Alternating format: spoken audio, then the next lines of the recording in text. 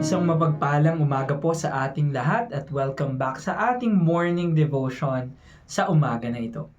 Ang ating title po ng ating pagbubulay-bulayan ngayong umagang ito ay From Doubt to Devotion. From Doubt to Devotion. Ang ating talata po ay matatagpuan sa Aklat ni John, chapter 20, verses 24 to 31. Ito po ang sinasabi, John chapter 20 verse 27. Then he said to Thomas, "Put your finger here, see my hands, stop doubting and believe."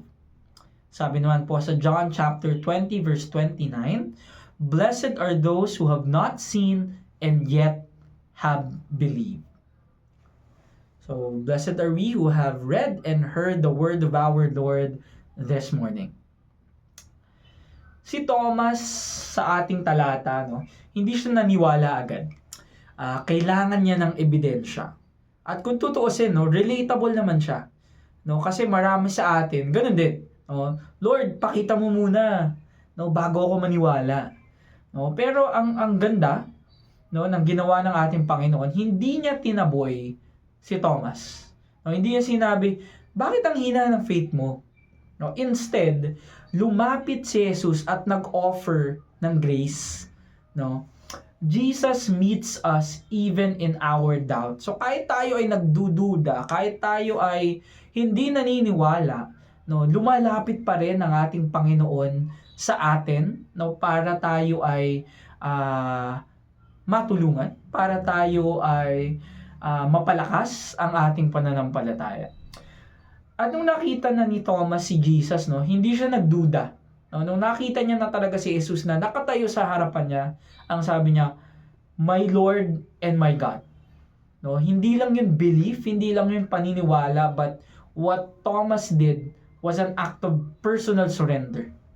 Sinuko ni Thomas ang kanyang buhay sa ating Panginoon nung personal niyang nakita at nahagkan si Jesus. So, ano po bang ating maa-apply o matututunan sa verses na ito patungkol sa ating buhay Kristiyano? Ito yung practical part. Paano tayo lilipat from doubt to devotion? From doubt, mula sa pagdududa tungo sa pagtitiwala sa ating Diyos. So, ating tatandaan po ang faith. F-A-I-T-H. So, unang-una, F, face your doubts.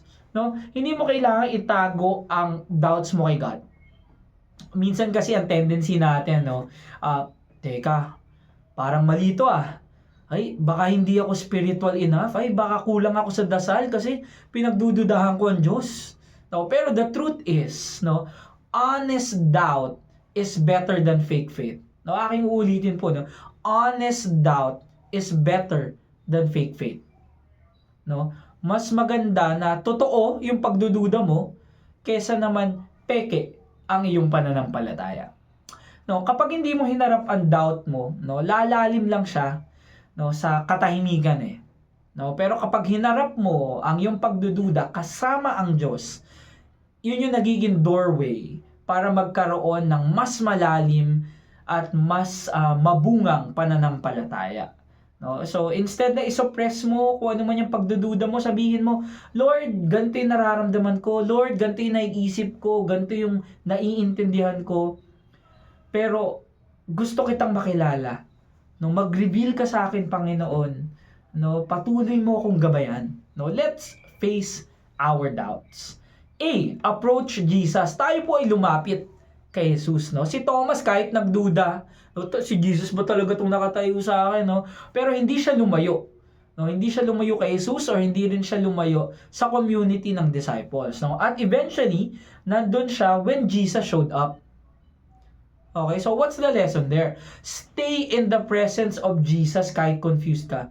Maraming times sa faith natin, nagdududa tayo.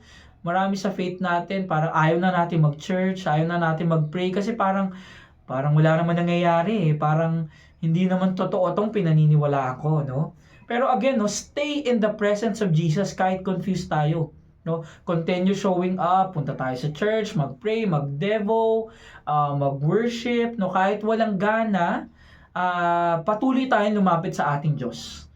No? Dahil nga, sa ating patuloy na paglapit sa ating Panginoon, alam natin, no, na magkakaroon ng breakthrough ang Panginoon sa ating buhay. At mangyayari lamang yun kung hindi tayo lalayo sa ating Panginoon at bagkus mas lalo tayong lalapit sa Kanya. Invite Him into your struggles. No?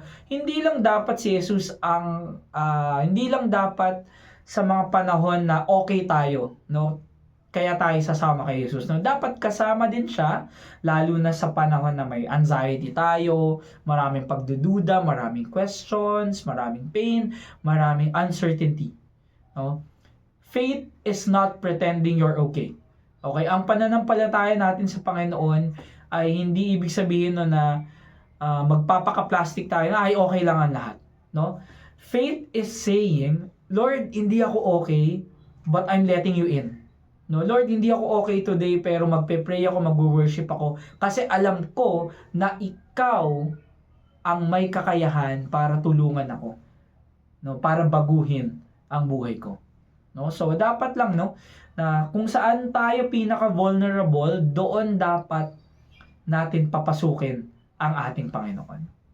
P, trust even without seeing. So faith nga no, it's all about seeing.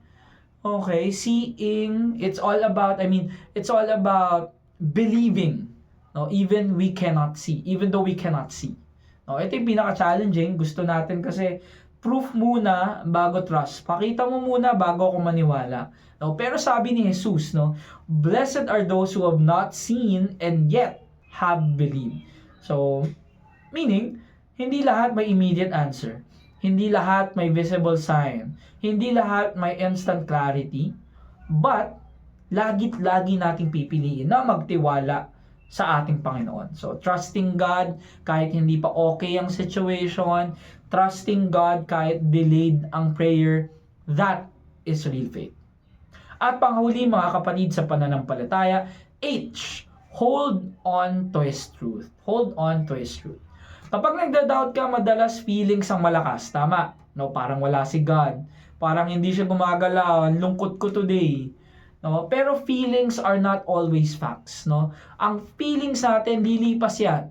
Pero ang ating Diyos, hindi siya nagbabago at hindi siya nagfe-fade away, no? Kaya kailangan mong kumapit, no, sa truth ng word ni God. No, kailangan nating kapitan ang salita ng Diyos. Kailangan nating kumapit sa ating Panginoon. So, kahit feeling mo alone ka, anong totoo? God is with you.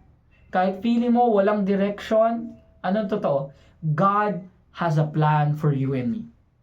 So, ang anchor dapat natin ay truth sa ating Panginoon at hindi ang ating mga emosyon. So, again po, paano tayo kikilos from doubt to faith, no? From doubt to devotion. So, tandaan po natin, faith, face your doubts, approach Jesus, invite Him into your struggles, trust even without seeing, at hold on to His truth.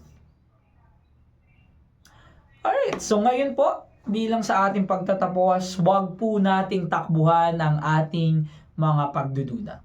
So, the challenge for today, no, and for this week, no, bring one specific doubt or struggle to Jesus. No, lumapit tayo sa Kanya. No, ilapit natin kung ano man yung pagdududa na ating nararamdaman at naisip. Nasulat natin, pagdasal natin, at mag-devotion tayo tulad ng ginagawa natin para tayo ay malinawan sa katotohanan ng ating Panginoon. So, anong doubt pa or struggle ang matagal mo nang tinatago kay God? So, at alamin natin ito at tanungin ang ating sarili kung handa na ba natin itong dalhin sa Kanya today.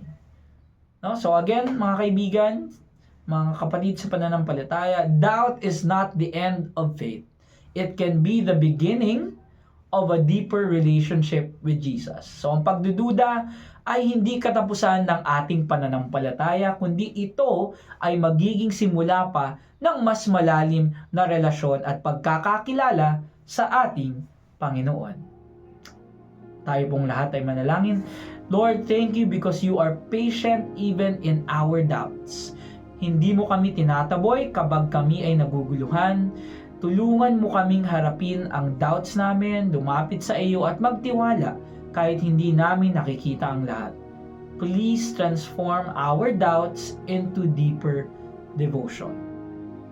At sa aming pansamantalang paghiwa-hiwalay ngayong umaga ito, ikaw ang magsilbing sandigan at proteksyon namin sa araw na ito. Sa matamis at malakas na pangalan ng ating Panginoong Hesus. Amen.